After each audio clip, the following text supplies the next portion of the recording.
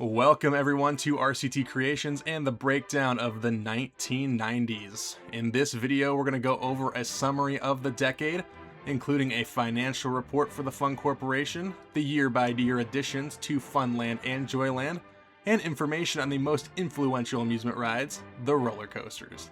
Let's go ahead and get started with the financial breakdown. As we move into the 1990s, Fun Corporation enters a transformative and defining period. Both Funland and Joyland were performing as strong regional destinations heading into the 1990s, but the new decade would see the Fun Corporation attempt to shift Funland into a destination park, while also attempting to keep Joyland as a strong regional destination in the Northeast. Throwing the spreadsheet on the screen, we can see that Fun Corporation kicks off the decade with big profits from $4.5 million to nearly $6 million in profit. Early in the decade, Funland would be a big contributor, bringing in well over $4 million alone from 1991 through 1993. Joyland would also contribute around $2.25 million through the entire decade, though the park is limited in comparison to Funland due to its seasonal operation. The company's overall strongest year belongs to the 1992 season, with both parks contributing a combined $5,723,619 in profit at the end of the year. In 1995, Fun Corporation would make the announcement that they had spent $15 million on a large plot of land in Cypress, Texas, just outside of Houston. The company would announce its plans to build a theme park that attracted families to compete with the already established Astroworld, which had seen a shift towards the thrill-seeker market. The park would be given an initial budget of $2 million and would begin construction in 1996. On February 10th of 1998, Premier Parks would announce their purchase of Six Flags from Time Warner. And quickly after, Fun Corporation would reach out to two recently worked with manufacturers to add some thrill rides to their new park, with Astroworld now trapped in a massive entity while sitting on valuable land in downtown Houston. Fun Corporation saw this as a time to try and capitalize on the Houston market and plant themselves as a real player in the industry outside of just the East and West Coast. Looking at the financials, it's very clear that Funland and Joyland serve as a stable financial backbone for the company. With over $100 million at their disposal in the bank, even the construction of a new park isn't enough to set the company back while continuing to add major additions to its original parks amidst the growth of a third park. Now let's talk about the additions year by year. So 1990, Iron Horse was added to Funland as the tallest, fastest, and longest roller coaster in the Fun Corporation chain. Themed to the disappearance of a young employee at the Elk Ridge Mining Company, his invention would re-emerge from the mine in 1990 as the Iron Horse. Iron Horse is a massive custom looping roller coaster from manufacturer Aerodynamics. It features a maximum height of 160 feet, a maximum speed of 74 miles per hour, and a track length of 5,945 feet. The ride features a massive first drop into a tunnel themed to the mine, 2 vertical loops, and a sidewinder element. The Iron Horse has an excitement rating of 7.35, intensity rating of 9.05, and a nausea rating of 4.40. In 1991, some quality of life improvements were added to Funland. QTVs were added to Cyclone, Orca Expedition, Terra Aqua River, and Timberland Log Flume, and Ring of Fire also received a repaint. Over at Joyland in Albany, New York, Hopkins Rides was contacted to add Meadow Falls, a splash boats attraction. In 1991, the ride features an excitement rating of 6.15, intensity rating of 3.06, and a nausea rating of 1.55.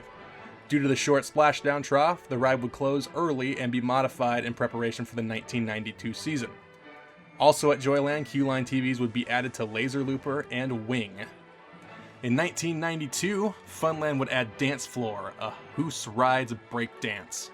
Dance Floor features an excitement rating of 2.82, intensity rating of 2.17, and a nausea rating of 3.10. QTVs would also be added to Ring of Fire, Route 70, and The Last Stand. At Joyland, this park would receive the Island of Discovery, a new family area. Great Chase would be relocated to the new section of the park, and Discovery Raceway and Discovery Trucking Company, 2 Gould manufacturing car rides, would also be added. Raceway features an excitement rating of 2.96, intensity rating of 0.65, and a nausea rating of a small 0.02, while the Trucking Company features an excitement rating of 3.03, intensity rating of 5.75, and nausea rating of 0.03. QTVs would also be added to Salem Mountain Log Flume, the Magic Carpet, and the Ranger. In 1993, Funland would retheme the area just to the right of the front gate around Wildcat to Ancient Egypt. With the new theming came Pharaoh's Curse, a Hoos Rides topspin. The ride runs in intense mode and has an excitement rating of 3.39, intensity rating of 5.75, and nausea rating of 6.64. With this update, Wildcat would be rethemed and repainted to Sandstorm, featuring a new enclosed queue with air conditioning, theming elements, and QTVs. Moving over to Joyland, Joyland would receive the Kingman, a Bolliger and Mabillard or B&M inverted roller coaster, and it would be added in the new Kings Isle section of the park. While innovative, the Kingman features a standard Batman the Ride layout, also featured at Six Flags Great America and Six Flags Great Adventure, but has a medieval theme. The story from the employees in the land is the story of how great the King of Kings Isle is. But as guests enter the queue for the Kingman, the overflows pass by a graveyard of unknown citizens. The further into the queue they go, the story becomes more sinister. Near the boarding station, it is found out that the graves are for those that spoke ill of the king, and those that board the ride will be challenging the rule of the king himself. The coaster features an excitement rating of 7.54, intensity rating of 9.05, and a nausea rating of 7.34. Into 1994, a new major water ride is added to Funland. Typhoon, a Hopkins ride shoot the chute or splash boat ride, would be open in June. Standing 80 feet tall and featuring a 75-foot drop, riders are sure to be drenched after their long fall. Also in 1994, Cyclone would close at the end of January for an extensive refurbishment. Multiple track sections would be replaced and retracked, the mid-course brakes would be strengthened to slow down trains, and an additional trim brake would be added before the final turn over the lift to limit wear and tear on the final turns and limit lateral forces on the rider. The ride would reopen in July. Just 1 year after Funland, Joyland would receive Gambler's Grail in 1994, a Hoos Rides topspin. It would be added in the Minetown section of the park, and much like Pharaoh's Curse, Gambler's Grail would run on intense mode. The ride features an excitement rating of 3.30, intensity rating of 5.75, and a nausea rating of 6.64. Moving into 1995, we would see downtown expansions to both Funland and Joyland. At Funland, one original downtown building was removed, and a new downtown building was added to house a relocated guest information center. A new Vekoma family coaster, Silver City Express, would be added to the downtown section, and it would be the first addition to the main section of downtown Funland in park history.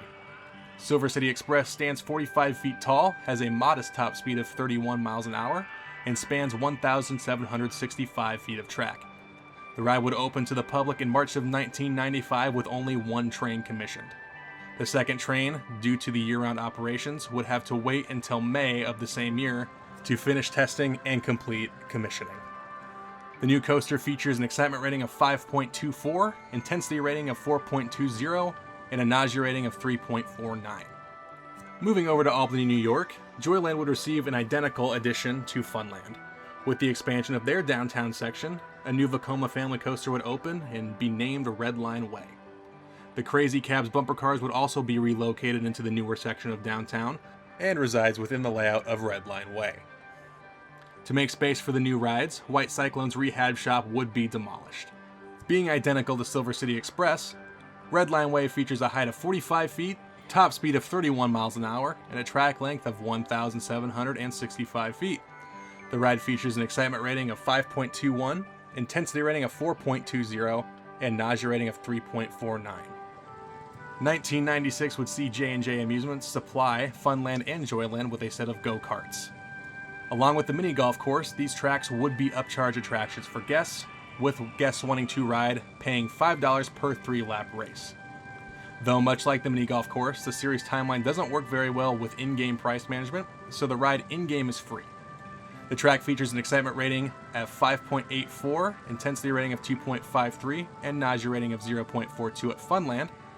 And at Joyland, the track would feature an excitement rating of 5.29, intensity rating of 2.53, and nausea rating of 0.42. With limited space at Joyland, the Stop gas station-like food stand would need to be demolished to make room for the new attraction. However, the gas pump style building would be reused as the ride's main entrance. In July of 1996, it would be announced that Joyland's original thrill coaster, White Cyclone, would close for good at the end of October.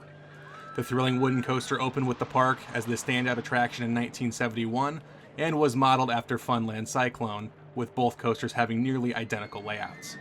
When it opened, the ride would tie the record held by Funland Cyclone as the tallest, fastest coaster in the world. The park's reasoning for removal was due to rising maintenance costs and to clear space for a new, thrilling addition in the near future. 1997 would be a very exciting year for Funland, as Fire Base Epsilon was added as the second expansion to the downtown section of the park. The Fire Base features 3 hangar bays. The first features a new food stand, the second features a mass seating area with theming elements, but the highlight is Hangar 3. Hangar 3, much like Hangar 2, has a large theming element in the center, but is the location for the entrance of the new Xenon 200 roller coaster. Xenon 200 is a large D.H. Morgan manufacturing hypercoaster themed to a military expedition of a meteor landing with rumor of extraterrestrial activity. The new expedition features a new series high excitement rating of 8.01, intensity rating of 7.25, and nausea rating of 3.56. With the addition of Xenon 200, Funland would send both the blue and red Cyclone trains off to PTC to be rebuilt. Funland would use the parts from Joyland's White Cyclone to run Cyclone on one train, the white train, for the off-season. Upon return, the red train would be painted orange, and the blue train would be painted a lighter shade of blue to help build hype for the new coaster addition in the downtown section. Over at Joyland, while they would not receive any new additions for the 1997 season, guests would find White Cyclone still standing at the beginning of the season, though the entrance path would be walled off and the exit path would also be blocked by a wooden wall. The ride would remain standing but not operating for the entirety of the 1997 season, and near the end of the season, Suburb Spin would be announced to be removed from the park for future expansion. Shortly after the conclusion of 1997, Suburb Spin would be removed, and White Cyclone would finally be demolished. Moving on to 1998, in April of 1998, the queue for Orca Expedition at Funland was modified to combine the queue from both flumes into one. When the ride opened in May, it was clear that Flume 1 was not commissioned to operate for the season, and its parts and some of the boats were reused on Flume 2, begging the question on how much longer the attraction had left to operate. Also in 1998, Joyland would introduce the ride that would occupy White Cyclone's plot of land. B&M track and supports would begin showing up in Joyland's parking lots in late November of 1997, and finally in January of 1998, Fun Corporation would announce the new coaster, Xenon The Last Stand. Xenon The Last Stand, a B&M stand-up coaster, would continue the story started at Funland with Xenon 200. Much like in the movie They Live, the unknown extraterrestrials have begun to take over by taking over the bodies of our neighbors. The military's fight continues, and those that want to join the queue have chosen to join the fight. The first hangar houses a set of overflow queue where the mission assignment is played over the queue TVs, and as guests continue down the queue, they reach the second hangar, where the TV suggests that beings have infiltrated the assignment. The third and final hangar is where riders will board the train and begin the potentially perilous mission. The new coaster stands 130 feet tall, travels at a maximum speed of 65 miles an hour, and has a track length of 5,059 feet. It features an excitement rating of 7.95, a park high, an intensity rating of 7.60, and a nausea rating of 4.01. In 1999, Funland would introduce one of 2 original Chance Rides Chaos flat rides, with the other opening at Six Flags Fiesta, Texas. The new ride, named Fun's Chaos, would be located in between Corkscrew and the Funland theaters, and feature an excitement rating of 3.88, intensity rating of 6.79, and a nausea rating of 7.96. And now for the best part, let's talk about the roller coasters. We're going to kick off in Sacramento, California with Funland Amusement Park. Funland's original Scream Machine has completed its 30th season of operation. In that time, the ride has seen a few enhancements to prolong the life of the coaster, such as enabling the mid-course brakes to slow trains, as well as an additional trim brake to limit lateral forces and wear and tear through the final turns. Recently, the red and blue trains have been recolored to orange and light blue, but the ride remains one of the park's most popular. Through its 30 seasons of operation, Cyclone has given 5,809,242 rides. Carabel Mining Company remains the same as it was when it opened in 1970. Just like Cyclone, Funland's original family coaster has completed its 30th season of operation. In the early 90s, the decision was made to permanently run 2 trains over 3. While all 3 trains rotate on and off, the ride will only run with 2 trains for the foreseeable future. To date, Carabel Mining Company has given 3,525,133 rides. At the end of September 1998, Mini Mania gave its last rides at Funland. The final rider count at the end of the ride's 28-season run was 1,669,572. Very nice. But worry not, as Mini Mania was carefully disassembled and sent east to Cypress, Texas, where it will reopen in 2000 as Cypress Express at Houston Pleasant, giving many more kids their first roller coaster experience. Sandstorm, Funland's first added roller coaster, remains running in California unlike its New York twin. In 1993, the ride was renamed Sandstorm to fit the new Ancient Egypt section of the park, and the ride now sports a new color scheme and indoor queue. To date, Sandstorm, the Schwarzkopf Wildcat, has given 1,171,140 rides. However, Sandstorm fans may want to get their final rides in, as the ride's final season of operation will be the 2000 season, and the ride will close at the end of October. Corkscrew remains standing proud at the entrance. Funland's first coaster to feature inversions hasn't seen much change since opening in 1975, though it has seen 4,447,058 more riders since its completion. Unlike Corkscrew, Fun Corporation's first launch roller coaster has seen some changes since it opened in 1982. Shortly after opening, the exit path was relocated after an incident during testing prior to park opening, and the ride received a new color scheme in 1991, with the black track being repainted to yellow. The ride's signature orange loop still stands tall over the path leading to Minetown, however. Though it only features 1 train by design, Ring of Fire has given 3,115,496 rides through its career so far. Standing quite a ways from its entrance, The Last Stand has seen a slight decline in popularity since its open in 1986, with its long queue to stand-up ride and roughness often being cited as problematic by guests. Still, the ride has managed to give 1,922,703 rides through its 14-season career. Kicking off the 1990s with a bang, Iron Horse stood as the tallest and fastest coaster in the park when it opened in 1990. Though innovations in coaster design have improved immensely since the opening of the ride, Iron Horse's simple layout actually serves its primitive design well, with the only complaints for roughness coming from the ride's sidewinder inversion. Despite that, Iron Horse continues to draw some of the biggest crowds in the park, with 40-minute queues being the standard with 3-train operation during the peak season. Through its 10-season career, Iron Horse has given 1,471,857 rides, with many more ahead. Located in the downtown section, Silver City Express opened as the 3rd family coaster in the park. Through its young 5-season career, Silver City Express has given 589,664 rides and remains popular amongst park guests throughout the year. The newest coaster at Funland is also the tallest, fastest, longest, and most exciting. Xenon is obviously the most popular ride in the park, with its towering truss structure being visible from nearly everywhere in the park. With 3 36-passenger trains, Xenon 200 can deliver nearly 2,000 riders per hour during the peak season, keeping the line moving. Though it can still deliver just over 1,400 during its off-season 2-train operations. To date, Xenon has given 632,134 rides. And that completes the Funland coaster collection. Let's move on over to Albany, New York for Joyland. Starting off with a mention for White Cyclone, the park's original thrill machine. In 1996, it was announced that White Cyclone would give its final rides. On screen is White Cyclone's final dispatch in October of 1996. Through its 26-year career, White Cyclone delivered thrills to 2,403,361 guests, and the park would cite rising maintenance costs and plans for future expansion as reasons for the ride's removal. Salem Lake Mine Train, Joyland's original family coaster, has continued its run into the new decade. Unlike its sibling in California, Salem Lake has only been capable of running 2 trains, and it continues to do so reliably.